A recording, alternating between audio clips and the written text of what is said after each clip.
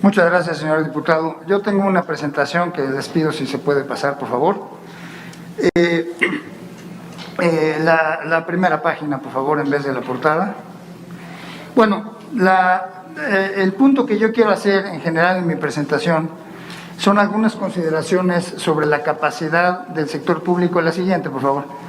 La capacidad del sector público para llevar a cabo el gasto de inversión física que sería deseable, y en particular de la CFE. Y en particular dentro del gasto de la CFE de inversión, la inversión en transmisión y distribución para las redes correspondientes. Unas consideraciones generales: a mí me parece, en mi opinión, esta reforma no le conviene al país. Es una reforma que es innecesaria desde mi punto de vista, equivocada en su concepción, inaceptable. Yo creo que sería un fuerte retroceso. La ley actual es adecuada y acorde a las buenas prácticas internacionales. Los problemas que pueden existir, que seguramente existen en la operación, pueden solucionarse con una regulación de redes, esto es muy importante, firme e independiente. La estructura, el andamiaje para todo esto existe. La responsabilidad particular dentro de la ley actual de la CFE es la suficiencia de las redes de transmisión y distribución, y la inversión en este rubro ha sido insuficiente. Es difícil entonces que una empresa como la CFE pueda cumplir con este objetivo y además invertir lo necesario en generación y generar toda la electricidad que la reforma constitucional plantea que se le daría a la CFE. La siguiente, por favor. Ha habido varios argumentos en otros foros, yo los he seguido, que me gustaría nada más repasar de manera muy importante. De acuerdo a la reforma propuesta, la reforma constitucional, se centralizarían las funciones neurálgicas en la CFE y se convertiría esta en un monopolio y un monopsomio, es decir, en un solo comprador y un solo vendedor de energía eléctrica. Y estas figuras inexorablemente dañan al consumidor a la larga, ya sean del sector privado y del sector público. Hay que hacerlo muy claro, no nada más porque sea en el sector público se va a comportar mejor, como lo hemos visto pues una y otra vez en la historia de nuestro país. Los costos bajo contratos, los que salieron de las subastas, los costos de generación de electricidad, y en el mercado se han reducido y están por debajo de los costos de la CFE. Esto ha sido documentado ya en diversas ocasiones en estos foros. La inversión privada ha sido mucho mayor a la capacidad de inversión de la CFE, y digo capacidad de inversión por el presupuesto que se le asigna y por la capacidad de ejercerlo, como voy a volver a ese punto en un momento. La reforma elevaría las ambiciones contaminantes e impediría cumplir con los compromisos de México en los esfuerzos globales para abatir el calentamiento global. La siguiente, por favor. Yo quiero pronunciarme porque el despacho actual, la siguiente lámina, por favor. El despacho actual, el sistema que se tiene, con base en los costos marginales, la siguiente, por favor, eso. Los costos marginales es universalmente aceptado como la buena práctica en prácticamente todos los países que tienen sistemas mixtos de electricidad. Los problemas que el sistema puede presentar, y que seguramente los tiene y lo presenta, como los que se han señalado mucho en estos foros, no necesitan una reforma constitucional. Yo creo que ese es el punto.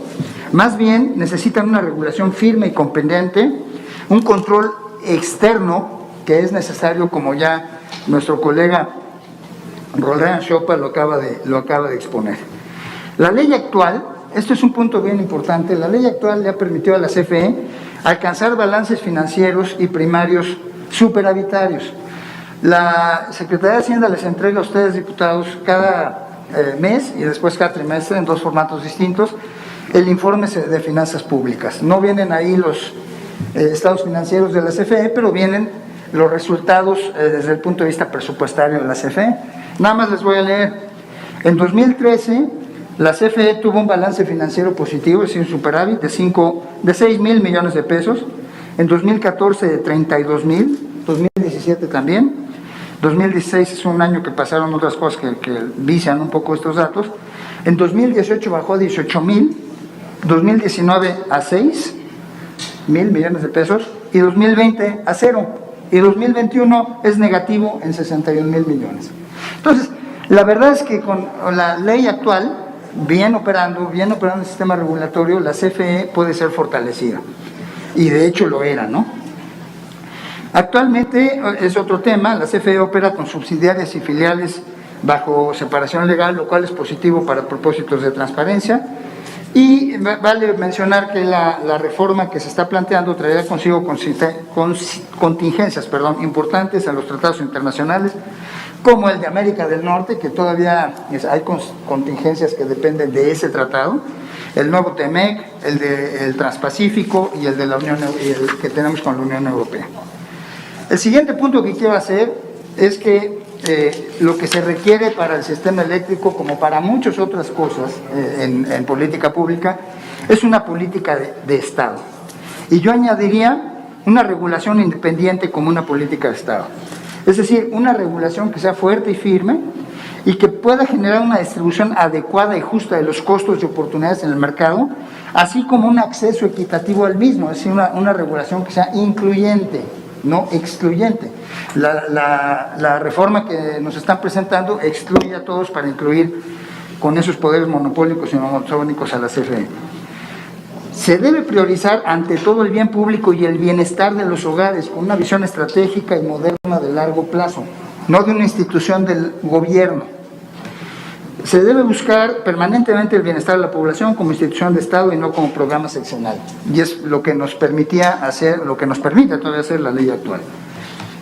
Está claro que los costos, y esto es muy importante, de generación con la reforma constitucional, necesariamente se traducirán en mayor carga para los ciudadanos, ya sea mediante mayores tarifas eléctricas o mayor presión sobre el erario, el cual es una carga para todos los ciudadanos. Déjenme pasar al último punto de mi exposición. Voy a correr un poco, pero el punto es que la CFE, y gracias, la verdad es que no ha podido ejercer los recursos que le ha asignado el PEF en los últimos años. En 2015 ejerció el 80%, 2019 el 62%, 2021 solo el 77% de lo que el presupuesto de egresos de la Federación le permite a la CFE.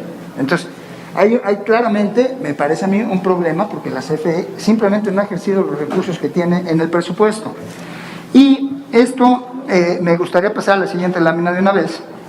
Cuando vemos, y en ese cuadro que está ahí se ve muy claramente, en particular la inversión que se requiere para la transmisión y la distribución, en ese cuadro ahí está lo que se requería según el PRODECEN del 2018, que es el último que tiene detallados estas cifras, por cierto, porque los del 2019 en adelante no lo tienen, y ahí viene lo que se requería según ese programa para mantener la red de transmisión, 26,000 millones, 30,000, 22, y lo que se ha invertido realmente por la CFE en términos de la cuenta pública para 2019-2020 y el presupuesto de egresos para 21 y 22. Se ve claramente cómo hay una inversión menor a la requerida según este programa, ¿verdad?, por parte de la CFE para las tareas que la ley le confiere actualmente, que son las principales, que es transmisión y distribución. Simplemente, y ya con esto voy a cerrar, que es la última lámina, ¿cuáles son las implicaciones? Pues las implicaciones es que con esta ley la CFE tendría por generación, por hacer mayor generación y mayor inversión, le tendrá una carga adicional de entre 0.3 y 0.4% del Producto Interno Bruto por año. Esto es muy importante. El gasto de inversión de la CFE en total, para todo esto, para generación, transmisión y distribución, es solamente de 0.2%. O sea, esto nos da una idea de la dimensión de la carga adicional que tendría la empresa con esta nueva ley. Los recursos disponibles y las mayores responsabilidades de la CFE con esta reforma, es altamente probable que hubiera apagones, interrupciones e irregularidades en la atención. Los riesgos para el crecimiento económico, el empleo y el bienestar social de esta reforma constitucional son muy importantes. Ahí me gustaría cerrar. Muchas gracias, diputado.